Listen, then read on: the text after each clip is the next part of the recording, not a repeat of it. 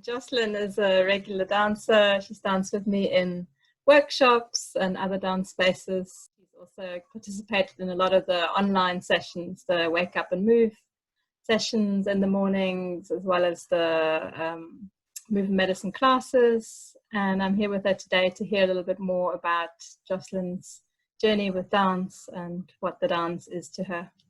So welcome, Jocelynne. Thank you. So I wonder if we could start, if you could tell us a little bit about how you came to dance. Where did you first come across this kind of dancing where there's no steps and there's no choreography? And how was that for you?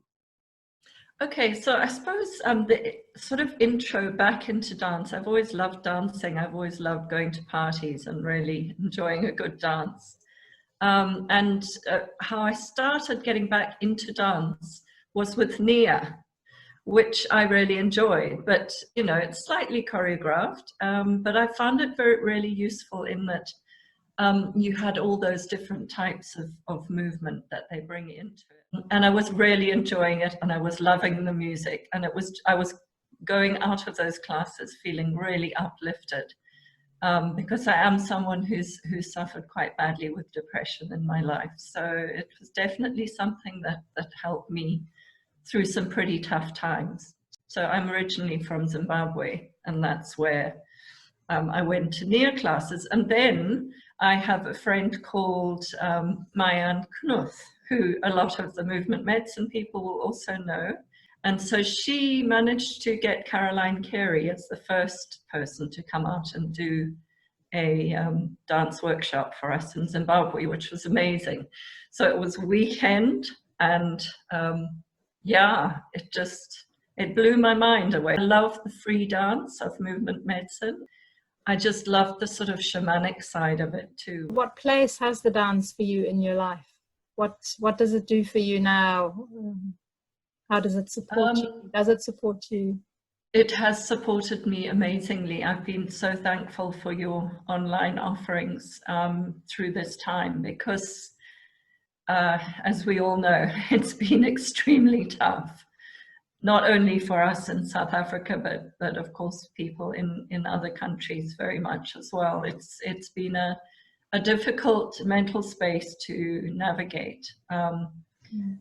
Yes, I do feel that I deal with my depression and sadness quite well these days, but for me, another thing which is really important is getting out in nature. And so I just felt so imprisoned for the first 5 weeks of lockdown here, because we were barely allowed out. So at least I'm actually looking up at Devil's Peak right now. This is where my dance space was, and I was able to look out at that mountain and just imagine that I was dancing up to the mountain, and it sort of helped me maintain my sanity through a very difficult time.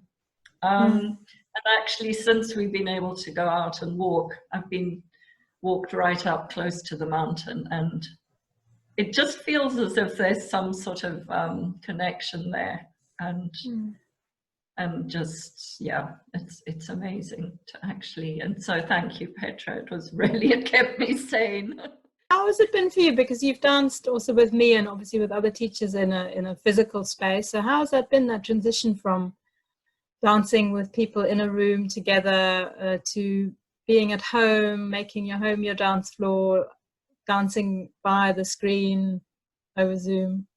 Yeah, of course it's not the same, and of course we're all missing that physical touch. What I've found really powerful in the in-person dancing has been the connections that you actually make with people, especially the one look into each other's eyes. I mean, it's not easy to do that, but you just, once you get over that unease, you sort of get that real soul connection with somebody. And I'm getting goosepimples talking about this. You know, you get that real soul connection where you can feel as if you're looking into that person's soul. So I'm a bit shy with cameras, so I do keep my camera off when we're dancing, but I do feel that we've formed a really good connection, those of us who've been coming regularly. It's just lovely to see those smiling faces every few days. Why I love it so much is, number one, because of the freedom that you're actually doing your own movements to the music, your own interpretation. But for the longer dances, like you did the ones you do on Mondays and Saturdays, and the one that you did for the Earth Day as well. Those, and also of course those weekends that some of us have been lucky enough to go on, you really go deeply into the body. And what I found so amazing is just the way that the emotions come up. You don't necessarily have to put a label on them and say, oh, I've just let go of that, or I've just let go of that. They just come, the tears flow, the laughter comes, you know, the joy comes, all the emotions come. And you know, by the end of a weekend and in an in-person one, you just feel so close to all those people. Yeah.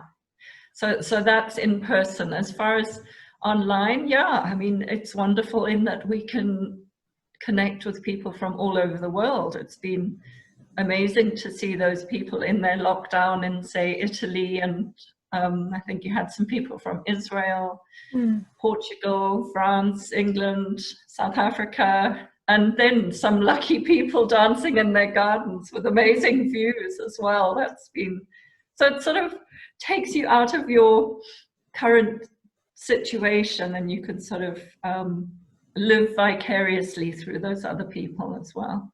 Yeah, there was a lovely thing about people dancing outside with their trees, and then other people who were stuck in a flat or indoors, just really appreciating that they had that connection with the outside.